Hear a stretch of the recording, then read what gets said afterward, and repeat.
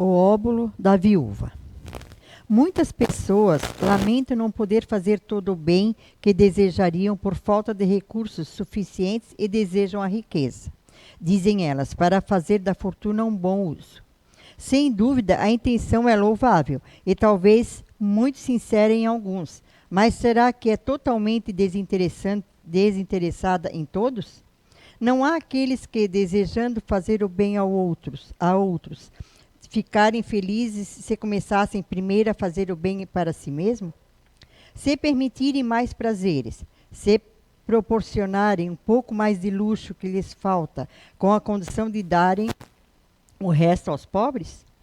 Esta segunda intenção, oculta, disfarçada, que encontrariam no fundo de seus corações, se o interrogassem, anula o mérito da intenção, visto que a verdadeira caridade faz o homem pensar primeiro nos outros, para depois pensar em si mesmo. O sublime da caridade, neste caso, seria procurar em seu próprio trabalho, pelo emprego de suas forças, de sua inteligência e de seus talentos, os recursos que faltam para realizar suas intenções generosas. Aí estaria o sacrifício mais agradável ao Senhor. Infelizmente, a maior parte das pessoas sonham com meios fáceis de se enriquecer, rapidamente e sem trabalho, correndo atrás de ilusões, como as descobertas de tesouro, uma oportunidade favorável, recebimento de heranças inesperadas, etc. O que dizer daqueles que esperam encontrar auxiliares entre os espíritos para ajudá-los nas pesquisas dessa natureza? Certamente não conhecem o objetivo sagrado do Espiritismo, muito menos a missão dos espíritos, a quem Deus permite se comunicar com os homens. Decorre, por isso, serem punidos pelas decepções. Aqueles cuja intenção está isenta de todo interesse pessoal devem se consolar com a sua impossibilidade em fazer o bem que gostariam, sabendo que a dádiva do pobre, como no caso da viúva no ensinamento de Jesus, que deu pouco que possuía, pesou mais na balança de Deus do que o ouro do rico que dá sem privar-se de nada. Sem dúvida, seria grande a satisfação de poder socorrer largamente a pobreza. Mas, se isso é impossível, é preciso se submeter a se limitar a fazer o que se pode. Aliás, não é apenas com dinheiro que se pode secar as lágrimas e não é preciso ficar inativo por não possuí-lo. Aquele que quer sinceramente ser útil aos seus irmãos encontra 1000 ocasiões para fazê-lo. Quem as procura, as encontrará, seja de uma maneira ou de outra, pois não há ninguém que dentro de um padrão de vida normal não possua prestar um serviço, prestar-se a uma consolação, aliviar um sofrimento físico ou moral, fazer um esforço útil.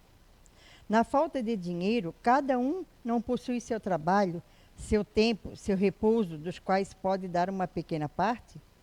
Aí também está a dádiva do pobre, o óbolo, a esmola da viúva. Obrigado, Márcia. Obrigado, Letícia. Boa noite a todos. Gente, fantástica. Deixa eu contar por que veio essa leitura, como que ela veio. Eu pedi para a Márcia faria a leitura hoje aqui, como fez agora, e eu havia separado uma leitura do Evangelho segundo o Espiritismo, de acordo com o tema que nós vamos falar hoje aqui. Mas aí eu disse assim, eu estava com o Evangelho na mão, eu disse assim, Márcia, primeiro faz um favor para mim, abra o Evangelho, tu mesmo, numa página, e nós vamos ver se essa leitura tem a ver com o tema de hoje.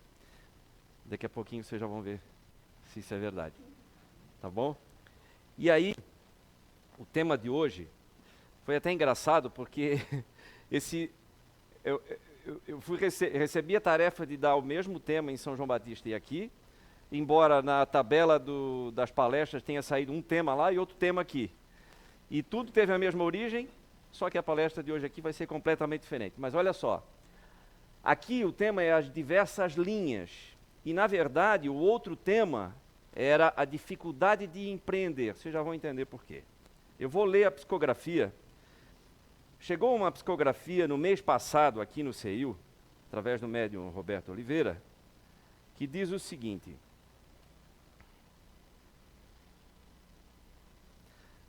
que diz o seguinte: as diversas linhas.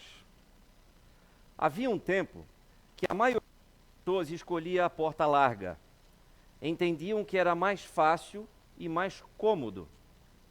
Com o passar do tempo e com a lei divina da evolução, ou a lei do progresso, como queiram, algumas travas nos foram impostas. Lembrem-se da máxima: mais será cobrado a quem mais for dado. Nesse entendimento, é oportuno dizer que as diversas travas da lei podem ser chamadas de linhas, onde cada uma representa uma passagem ou um degrau para um estágio evolutivo. Quando sentimos que a dificuldade aumenta, maior é a nossa couraça para suportar. Pode parecer que quanto mais fazemos, mais difícil parece, ou mais fatores nos parecem prejudicar, novas provas, novos estresses morais e espirituais. Mas olha só, esse é o mecanismo da evolução, onde podemos cunhar outra máxima: muito alcança aquele que produz. Ou seja, se passamos nossa existência na preguiça ociosa do mundo terreno e dos nossos pensamentos, cada vez mais estagnamos. Agora, se elevamos nosso pensamento e empreendemos esforço íntimo em cada processo de nova vida, encontramos a força de cruzar a próxima linha. E em nossa bagagem eterna, acumulamos mais uma experiência que nos auxiliará nos próximos passos. Então, empreendam o esforço diariamente, lutem e combatam os íntimos doentios e transformem o ócio em produção espiritual. Muita luz, Espírito Anthony. E aí, a Eunice, vocês sabem, a dirigente aqui da casa, mandou um WhatsApp para mim, dizendo: ó, Júnior, tuas palestras vão ser, de novembro vai ser dia tal e dia tal em São João e Blumenau. Ok. E tu vais falar sobre uma psicografia que chegou aqui no CEIU. E aí, ela me mandou a psicografia, eu li a psicografia e fiz um comentário impressionante. Eu disse: eu estava pensando sobre isso agora. Ela disse: sobre o quê? Sobre a dificuldade de empreender. Porque era exatamente um dia de extremo cansaço físico e mental naquele dia para mim. Muito, eu estava exausto assim. Sabe aqueles dias que a gente pensa assim: chega, não quero mais saber de nada, cansou, saturou, né? Muitos dias acontece assim, né? Mas aquele em especial estava assim. E aí, bem exato, naquele momento assim, que eu parei e recebi aquilo e eu falei: olha, dificuldade de empreender. Nisso ela havia perguntado para mim se eu tinha algum tema. Eu disse: não tenho tema nenhum. Mas coincidiu que eu estava pensando sobre isso. E aí foi onde deu a confusão. Ela achou que eu havia sugerido o tema, que era a dificuldade de empreender. Não, era sobre o que eu estava pensando. Por isso que deu um tema lá e outro aqui. Só que aí eu juntei isso tudo. Porque nessa psicografia, as diversas linhas, fala sobre isso. Mais será cobrado aquele que mais recebe, né? Ou, enfim, será mais cobrado aquele que mais é dado? Não importa a ordem da frase, nem o jeito de falar, mas é isso. E muitas pessoas, às vezes, ficam, inclusive, paralisadas, com medo de aprender mais ou de adquirir mais, porque vão ser mais cobradas. E não é isso. Essa cobrança vem exatamente dos novos estágios evolutivos que a gente alcança. A gente vai subindo de degrau. É como se a gente fosse subindo mesmo, né? Imagine aqui uma grande escada. Imagine um outro nível aqui, né? Nível superior aqui.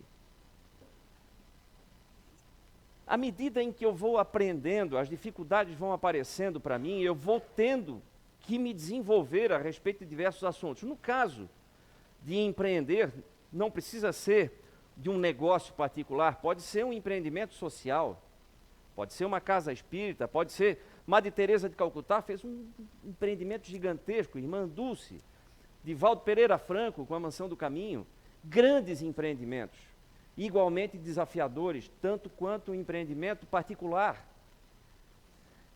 Eu posso garantir para vocês que esses empreendimentos sociais ou particulares exigem cada vez mais de quem está trabalhando para que isso funcione. Isso é desafiador, mas ao mesmo tempo é uma grande escola.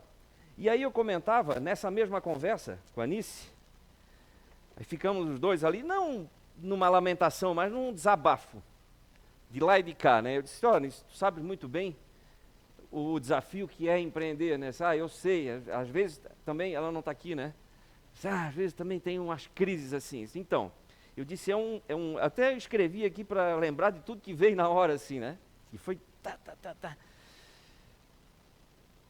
Empreender é um exercício diário de humildade, de persistência, de esperança, de fé, esforço contínuo, disciplina e paciência. Isso tudo eu fui falando ali e tal, saiu, né? Porque era o que me vinha, eu estava muito forte ali naquele momento ali, e em diversos momentos. E, inclusive, eu estava comentando com as meninas aqui, que eu nem lembro mais se foi esse ano ou foi ano passado, porque aquela história, como o Zé diz aqui, a depressão dura 10 segundos e vai embora, a minha também é muito rápida. E então, por isso que eu não lembro se foi esse ano ou ano passado, em que todas as vezes que eu recebi tema de palestra, eu tive vontade de pedir para não fazer. Todas, durante o ano inteiro. Tamanho estava o grau de exigência, né, de dificuldade para poder ter tempo e cabeça para pensar em coisas completamente diferentes. Só que aí a gente vai compreendendo, aos poucos, logicamente, dói também, né? Mas a gente vai compreendendo que, na medida em que é desafiado, também, na mesma medida, a gente vai evoluindo e vai sabendo lidar. Aquilo que a psicografia fala aqui, a nossa couraça vai engrossando e a gente vai sabendo lidar melhor com as situações. Significa o quê? Que a gente mudou de nível novamente. Então, eu faço um esforço enorme para subir de nível e aí aqui então eu vou caminhar durante algum tempinho num certo conforto, baseado em algo que eu aprendi durante essa escalada aqui. Eu digo durante um certo tempo, porque logo em seguida eu vou ser novamente desafiado e mais desafiado ainda. Aí eu novamente, um grande esforço para subir de nível novamente. E aí caminho mais um tempo, baseado naquilo, plantado em cima dessa base nova que eu criei. De conhecimento interpessoal, de paciência, de exercício de perseverança, de esforço, né? Enfim, coisas que realmente nos desenvolvem como indivíduos, como espíritos mesmo. Júnior, espera um pouquinho, está falando de coisas materiais? Ora, nós estamos vivendo uma experiência material, e diga-se de passagem, essa experiência aqui é onde a gente é testado o tempo todo. É aqui. A gente estuda no plano espiritual e aqui a gente vem fazer a prova. Certo? E como é na escola, na medida em que a gente vai aprendendo, a dificuldade das provas vai aumentando. E aí é que entra um detalhe aqui importante, que se fala muito aqui. Mas antes disso, estou deixando um monte de parênteses aí, né? Quero ver se eu volto depois aqui, se eu acho. No Livro dos Espíritos, na questão 777, que fala, isso é no capítulo 8, que é uma parte que lida com as leis naturais. E uma das leis naturais é exatamente a lei do progresso. Essa aqui, a que se refere aqui, essa psicografia. E aí, nesse capítulo, tem uma questão que eu acho muito útil, um verdadeiro presente da espiritualidade para nós, pelo menos para mim é extremamente revelador, que diz o seguinte, na pergunta 777, que fala sobre estado natural, lei do progresso. No estado natural, o homem, tendo menos necessidades, não tem todas as atribulações que ele cria para si num estado mais avançado. Que pensar da opinião daqueles que olham esse estado como aquele da mais perfeita felicidade sobre a terra? Nossa, quem pudesse viver como os passarinhos livres, né? Soltos pelo ar, onde Deus provém toda a sua alimentação, eles ficam contemplando a natureza e tudo mais e tal. A gente tem essa visão romântica, né?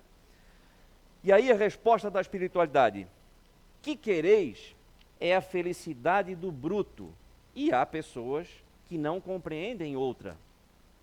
É ser feliz à maneira dos animais. As crianças também são mais felizes que os adultos. Ou seja, isso seria transformar essa grande oportunidade que nós temos aqui dessa existência terrestre em algo tão simplório que seria até apequenar a própria obra divina, desperdiçando a grande oportunidade de aprendizado que a gente tem diariamente através dos desafios que a gente recebe no nosso dia a dia. Certo? Eu poderia ler o outro capítulo inteiro aqui, vocês poderia ficar mais claro isso, mas é o que quer dizer aqui. Nós viemos aqui para progredir, e isso é uma lei natural, a lei do progresso. Assim como a árvore não consegue encolher e virar semente de novo, nós não conseguimos virar criança de novo, nós sempre estamos progredindo. Isso é uma lei natural, tudo progride. E nós precisamos contribuir com isso. Nós precisamos também fazer a nossa parte para contribuir com esse progresso, que não é só nosso. E diga-se de passagem, à medida que eu progrido, eu contribuo com o progresso de quem está ao meu redor, seja através do exemplo, do bem-estar que eu gere, da caridade que eu faça, seja ela moral, o que for, não importa. Mas em me melhorando, eu acabo melhorando o meu redor, acabo melhorando a humanidade, sou parte dela, certo? E ali na leitura da Márcia, fala o seguinte: muita gente quer ter a riqueza, e aí nós vamos chegar no outro assunto aqui, de uma maneira rápida. Chega até a pedir para os espíritos, sei lá, número de loteria, me ajuda aí, né? Porque eu quero ajudar todo mundo. Isso nada mais é do que eu querer chegar no estágio superior sem passar por esses degraus. Existe uma falha aqui. Isso não te dá consistência. Por quê? Porque eu preciso aprender as coisas que eu estou aprendendo aqui para poder chegar lá. Se eu chegar lá sem ter aprendido isso aqui, eu não me sustento. Quantos casos nós já vimos de pessoas que acertaram na loteria e ganharam verdadeiras fortunas e ou foram assassinadas ou morreram pelos excessos ou então ficaram mais pobres do que eram antes. E muito rapidamente. Por quê? Porque não tiveram essa base evolutiva. Não foram desafiados para chegar lá, não se prepararam para chegar lá. Só queriam estar lá. E isso não se sustenta. E aí é que eu entro no outro assunto, consegui pegar, que é exatamente um assunto que pouco se fala em casa espírita e que eu acho que deveria se falar mais, inclusive, que é o emprego da riqueza, a utilidade da riqueza. Porque se tem uma imagem muito deturpada do que é a riqueza, aquela história de que é mais fácil um camelo passar no buraco da agulha do que um rico entrar no reino dos céus, coloca na cabeça das pessoas erroneamente a ideia de que dinheiro não vale, de que dinheiro não desenvolve espírito. E na verdade não é isso, é um dos instrumentos. Se nós formos considerar todas as existências que nós passamos aqui, quem está na condição de rico hoje já foi pobre, quem está pobre hoje já vai ser rico, vai ter oportunidade de ter a riqueza e saber e mostrar o que sabe fazer com aquilo. Todos nós vamos ter ou já tivemos, certo? Quem está na condição de pobreza hoje talvez esteja para exercitar exatamente a paciência, a resignação, coisas que talvez por descuido do passado não teve, não conseguiu, o orgulho se sobressaiu e acabou pisando em pessoas, certo? Então tudo tem uma razão de ser e tem uma utilidade. E aí, olha só, gente, no Evangelho segundo o Espiritismo, no capítulo 16, por favor, leiam quando chegar em casa, procurem esse capítulo, e vocês vão ver a riqueza, desculpe o trocadilho aí, que é essa leitura. Fala sobre salvação dos ricos, guardar-se da avareza. Tem a parábola dos talentos, que fala de um cidadão, né, um senhor que viaja e chama três funcionários seus, e para um ele entrega 5 talentos, para o outro entrega 2, para o outro entrega 1. Depois de muito tempo ele volta, o que recebeu 5 talentos conseguiu transformar em 10, o que recebeu 2 transforma em 4, o que recebeu 1 enterrou e devolveu aquele 1. Para o que recebeu 5, ele dá ainda mais posses. Para o que recebeu, para o que transformou de 2 em 4 também. E para aquele que apenas devolveu com medo de perder, ele acaba tirando tudo. Por quê? Porque não usou a inteligência. Não exercitou as suas habilidades. Simplesmente enterrou e ficou esperando de braços cruzados. Empreendimento. Empreender. Quando alguém pensa em empreender, primeira coisa que a gente pensa é em liberdade, talvez, né? Nossa, é liberdade. Ok, isso dá liberdade mesmo. Vitor, por favor, pode botar uma imagem aqui. Eu separei uma imagenzinha aqui pra gente. Só uma, não vai ter nem filme. Esse é bem curto aqui. Pode ser. Eu tenho que ligar alguma coisa aqui? Não. Não, né? Não, nem precisa apagar não, Puxinho. É só uma imagem paradinha mesmo. Aí. Essa imagem, já vi algumas vezes, e ela é bem reveladora, né? Como dorme o estudante, como dorme o estagiário, como dorme o empregado e o empreendedor, cadê? Não está dormindo? Muitas vezes não dorme mesmo. Acorda no meio da noite, porque fica lá fritando na cama, pensando, né? E aí acaba, levanta, vai para a sala, vai escrever, vai ler, vai anotar as ideias que teve, vai pensar, vai solucionar algum problema. E quando chega de manhã o problema está solucionado mesmo. Mas é assim. E qual o problema disso? Ah, mas isso não faz bem para a saúde, Júnior. Quanta coisa. Será que a Madre Teresa ou a Irmã Dulce cuidaram adequadamente da saúde física delas? Se fosse assim, elas não teriam desencarnado daquele jeitinho, né? Todas assim, quase um fiapinho de gente cheio de problemas de saúde. Mas fizeram uma grande obra, grandes empreendimentos. Mas eu não falo aqui que é necessário, então, para querer ser empreendedor, ter um grande empreendimento, não é isso. Eu posso ser empreendedor de um funcionário só, eu mesmo. E aí, cadê a Júlia? Júlia, foi embora? Eu disse para ela disse uma frase ontem, eu vou usar essa tua frase, está aqui, ó. Somos todos empreendedores de nós mesmos. Está aqui a autora, Júlia Porto. Por quê? Porque nós criamos novas condições para nós o tempo todo, à medida em que nós vamos aproveitando as oportunidades e vamos aceitando os desafios. Dá vontade de desistir às vezes? Dá, claro, óbvio. Mas isso é um indicador. Isso não é para desanimar, é indicador de que o desafio está na altura da minha, está no limite da minha possibilidade. Eu li uma pesquisa feita por uma psicóloga americana, eu não lembro o nome dela aqui, vamos fazer justiça, né? Já que ela fez essa pesquisa, vamos falar o nome dela aqui. A doutora Carol Dweck, da Universidade de Stanford. Olha o que ela fez. Ela fez um experimento com crianças. Ela pegou 2 grupos de crianças e foi dando tarefas para essas crianças resolverem. Ao final de cada tarefa resolvida, um grupo recebia um padrão de elogio, o outro grupo recebia um outro tipo de elogio. Quais eram os elogios? Para um grupo, as crianças terminavam a tarefa com sucesso, elas eram elogiadas pela inteligência delas. Já para o outro grupo, na medida em que elas iam terminando a tarefa com sucesso, elas eram elogiadas pelo esforço. E aí, na medida em que o grau de dificuldade dessas tarefas foi aumentando, o grupo de crianças que eram elogiadas pela inteligência começou a perder desempenho, começaram a ficar incomodadas. Afinal, se eu sou inteligente, eu não posso ter dificuldade, certo? E aí começaram a perder desempenho e ficaram então até, como é que eu vou dizer, não depressivas, mas ficaram entristecidas até com o seu próprio desempenho. Do outro lado, o grupo que era elogiado pelo esforço estava cada vez mais confiante e aceitava cada vez mais desafios e com resultados cada vez melhores. Olha que impressionante. Ou seja, tomem muito cuidado quem é taxado aí de inteligente, cuidado. Conheço muita gente que era, a gente chamava de CDF na escola, né? Que não está dando certo. Por quê? Porque eu fui rotulado de inteligente. E aí? Aí o inteligente não pode errar.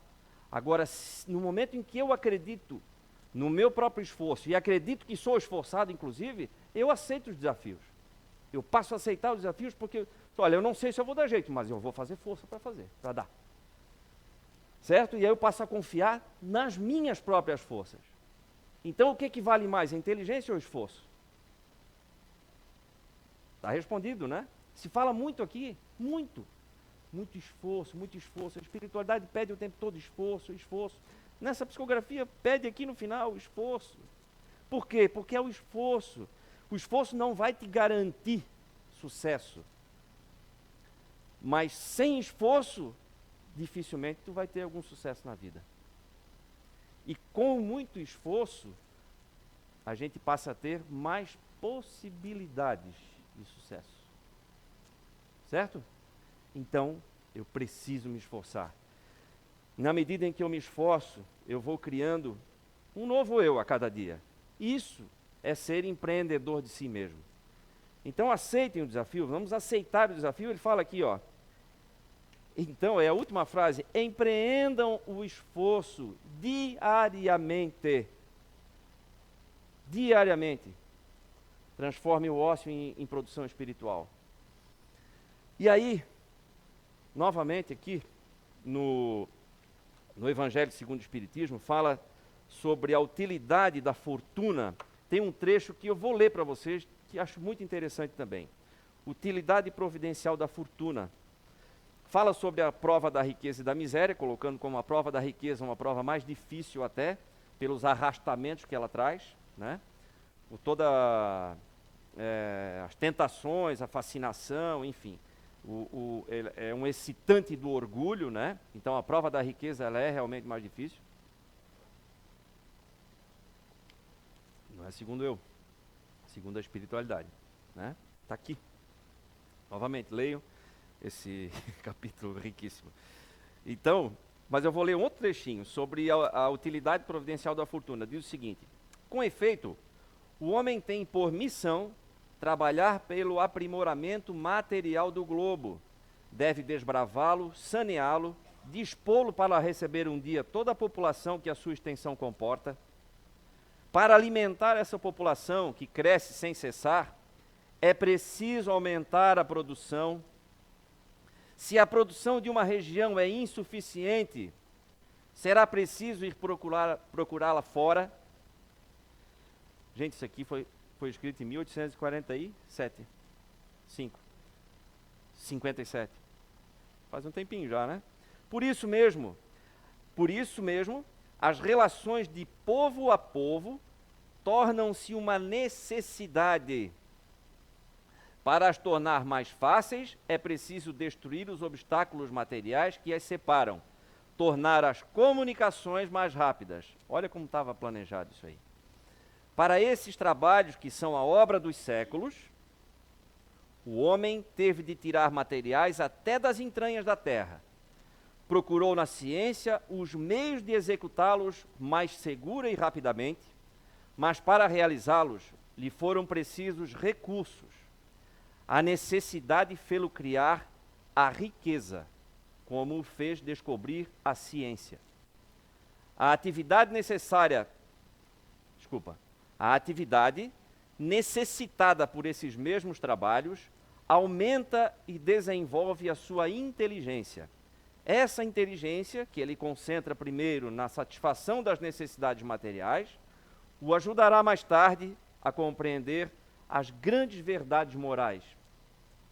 A riqueza, sendo o primeiro meio de execução, sem ela, não mais grandes trabalhos, não mais atividade, nem estímulo, nem pesquisas, é, pois, com razão, considerada um elemento de progresso. E aí também, na continuação, fala sobre a desigualdade das riquezas, né? Aqui fala a importância da riqueza e por que é desigual, né? A desigualdade das riquezas é um desses problemas que se procura em vão resolver, se não se considera senão a vida atual. A primeira questão que se apresenta é essa: por que todos os homens não são igualmente ricos? Não o são por uma razão muito simples. É que eles não são igualmente inteligentes, igualmente ativos e laboriosos para adquirir, nem moderados e previdentes para conservar. Ou seja, as nossas habilidades são diferentes, as nossas necessidades de resgate e de aprendizado são diferentes nesse estágio atual. Então todos nós, por isso é que todos nós vamos ter essas oportunidades, ou já tivemos. E por isso que a riqueza, a fortuna troca de mãos o tempo todo, né? Aqui, ó, Deus não quer que ela fique muito tempo improdutiva e por isso a desloca incessantemente. Por isso que aquele que foi rico hoje, pode não ser, na mesma vida, né? Como eu conheço um camarada que era operário de uma grande empresa, com 5.000 funcionários, essa empresa faliu, hoje ele emprega 22.000 pessoas e comprou todo aquele complexo da empresa que ele trabalhava.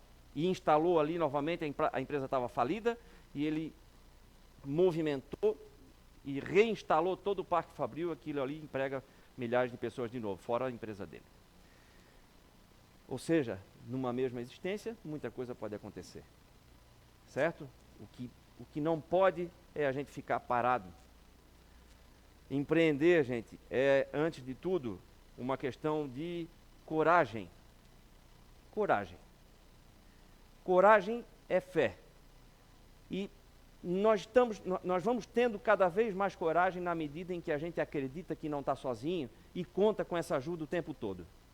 Nós temos o nosso guardião como primeiro arrimo nosso, do nosso lado, mas nós temos toda uma equipe enorme aí na espiritualidade para nos ajudar quando a gente precisar. E exatamente naqueles momentos de angústia, às vezes de desespero, de cansaço, é ali que a gente é ajudado. Vinde a mim os desesperados. É ali. Esse é o momento, porque é o momento que a gente precisa. E aí, encerrando, desculpe o excesso de leitura, mas eu não podia deixar de terminar com isso aqui. Que fala sobre o emprego da fortuna. Isso está no Livro dos Espíritos e vale esse tempinho que vocês vão dispensar agora. Diz o seguinte: ao homem, sendo o depositário, o gerente dos bens que Deus depositou em suas mãos, lhe será pedida severa conta do emprego que deles tiver feito em virtude do seu livre-arbítrio. O mau emprego consiste em não fazê-los servir senão a satisfação pessoal. Ao contrário, o emprego é bom todas as vezes que dele resulta um bem qualquer para outrem. O mérito, olha que importante isso, o mérito é proporcional ao sacrifício que se impõe. A beneficência não é senão o modo do emprego da fortuna. É um dos modos do emprego da fortuna, a beneficência. Ela alivia a miséria atual, aquieta a fome, preserva do frio e dá asilo àquele que não tem. Mas um dever igualmente imperioso, igualmente meritório, consiste em prevenir a miséria. Nisso, sobretudo, está a missão das grandes fortunas, pelos trabalhos de todos os gêneros que podem fazer executar. E devessem elas disso tirar um proveito legítimo, o bem não existiria menos, porque o trabalho desenvolve a inteligência e realça a dignidade do homem, sempre confiante em poder dizer que ganhou o pão que come, ao passo que a esmola humilha e degrada. A fortuna concentrada numa só mão deve ser como uma fonte de água viva que derrama fecundidade e bem-estar em torno dela. Leiam o final, por favor. Continue. A leitura é grande aqui. Mas que eu gostaria de deixar aqui como